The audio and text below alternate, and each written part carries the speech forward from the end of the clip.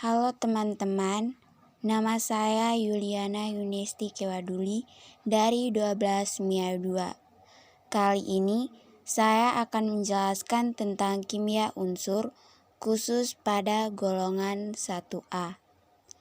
Yang pertama, terdapat anggota golongan 1A, yaitu hidrogen, litium, natrium, kalium, rubidium, cesium, dan fransium.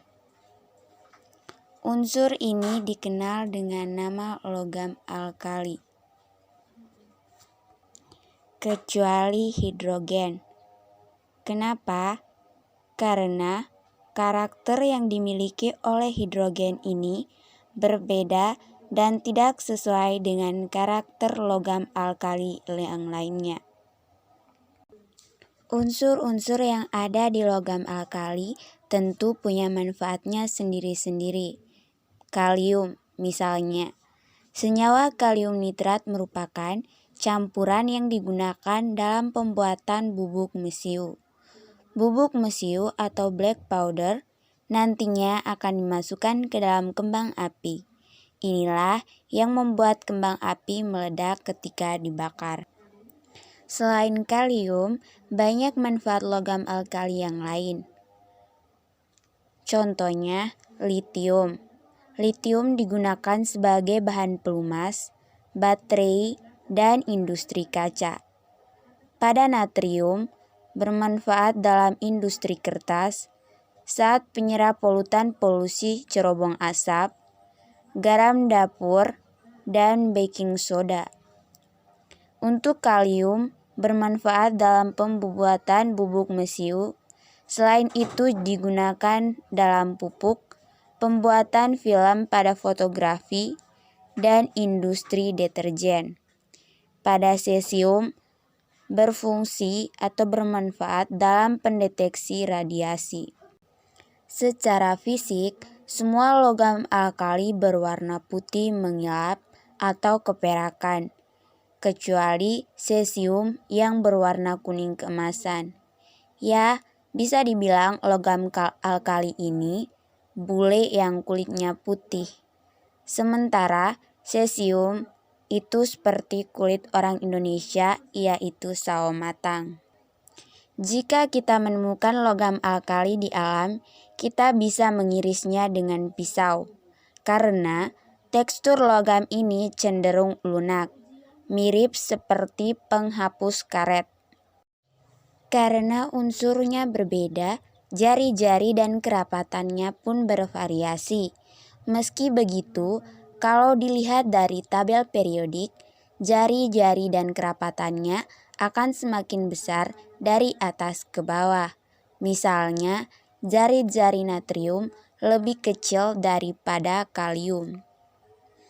Selain itu, ada ciri lain yang khas dari logam alkali. Jika kita mencoba membakar logam ini, api yang dihasilkan akan berbeda-beda. Misalnya, pada litium, jika dibakar menghasilkan warna merah. Natrium, jika dibakar akan menghasilkan warna kuning. Pada kalium, jika dibakar menghasilkan warna ungu. Pada rubidium, jika dibakar menghasilkan warna merah. Dan pada cesium, jika dibakar menghasilkan warna biru. Jadi, setiap logam alkali dibakar, maka warna api yang dihasilkan akan berbeda-beda. Yang berikutnya adalah sifat fisis. Ikatan logam unsur golongan 1A relatif lemah karena hanya terdapat satu elektron valensi. Oleh sebab itu, logam ini lunak dengan titik leleh dan titik didih yang relatif rendah.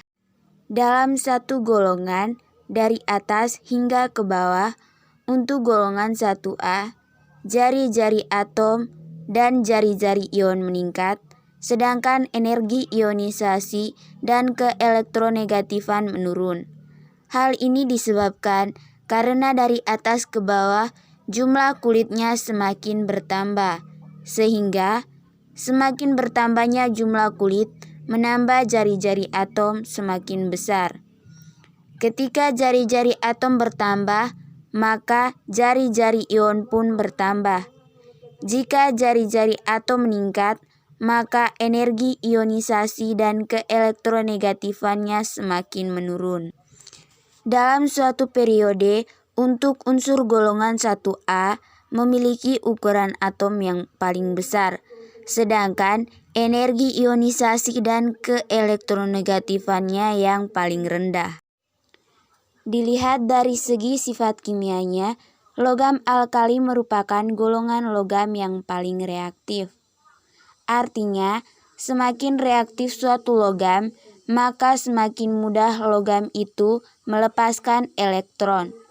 Selain itu, jika diurutkan dari atas hingga ke bawah pada tabel periodik, maka sifat keelektronegatifan, energi ionisasi, titik leleh, serta titik didihnya akan semakin kecil. Misalnya, sifat keelektronegatifan litium lebih besar daripada rubidium. Seperti itulah sifat-sifat logam alkali serta manfaatnya. Ternyata, meskipun memiliki manfaat yang berbeda-beda di setiap unsurnya, karakteristik dan sifat-sifat pada logam alkali ini cenderung dapat dengan mudah kita identifikasi. Seperti itulah penjelasan singkat saya tentang kimia unsur, khususnya pada logam alkali. Sekian dan terima kasih.